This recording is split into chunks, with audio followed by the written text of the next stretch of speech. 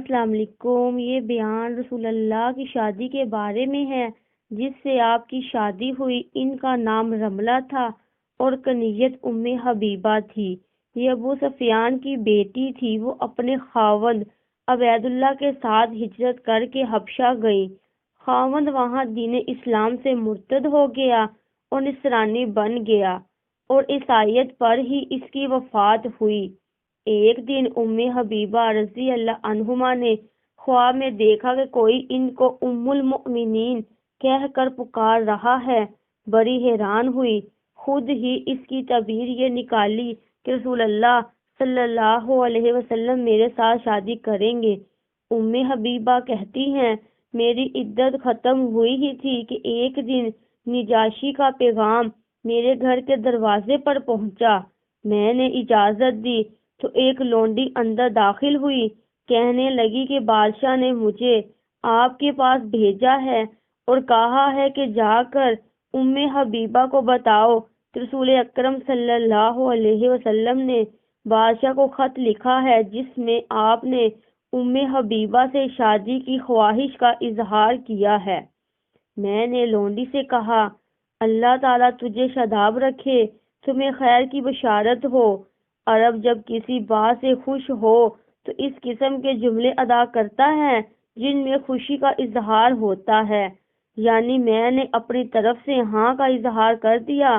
لونڈی نے مزید بتایا، بادشاہ نے یہ بھی کہا ہے کہ آپ اپنی جانب سے کوئی ولی مقرر کر دیں جو آپ کی شادی کے امور سر انجام دے۔ چنانچہ میں نے خالد بن سعید رضی اللہ عنہ کو وکیل مقرر کیا اور لونڈی کو بشارت دینے کی خوشی میں اپنے ہاتھ سے چاندی کی انگوٹھیاں اور چاندی کے 2 کنگن اتار کر دے دیے۔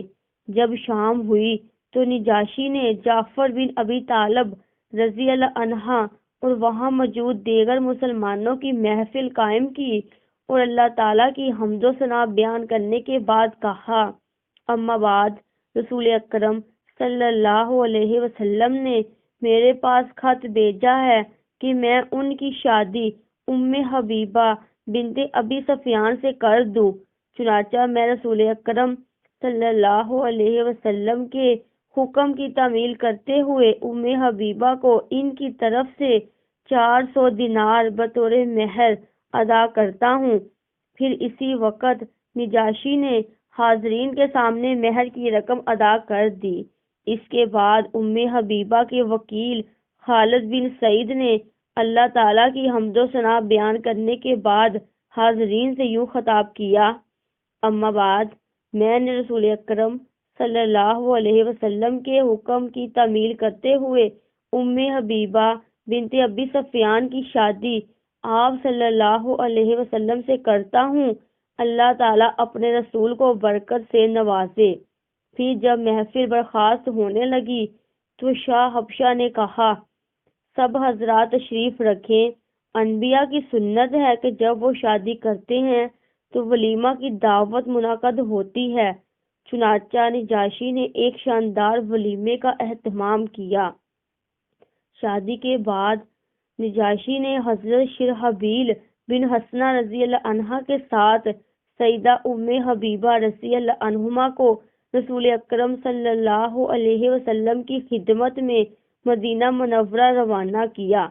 رسول اکرم صلی اللہ علیہ وسلم سے ام حبیبہ کی محبت اور اخلاص کی ایک واضح دلیل یہ ہے، جب ان کے والد ابو سفیان حالت کفر میں فتح مکہ سے قبل مدینہ منورہ ان کے گھر پہنچے۔ بیٹی کے گھر پہنچ کر جب بیٹھنا چاہا تو ام حبیبہ نے اپنے والد کو رسول اکرم صلی اللہ علیہ وسلم کے بستر پر بیٹھنے سے منع کر دیا اور کہا، یہ رسول اکرم صلی اللہ علیہ وسلم کا بستر ہے اور آپ مشرک ہیں، لہذا آپ بستر رسول پر بیٹھنے کے لائق نہیں ہیں۔ یہ کہہ کر بستر لپیٹ دیا۔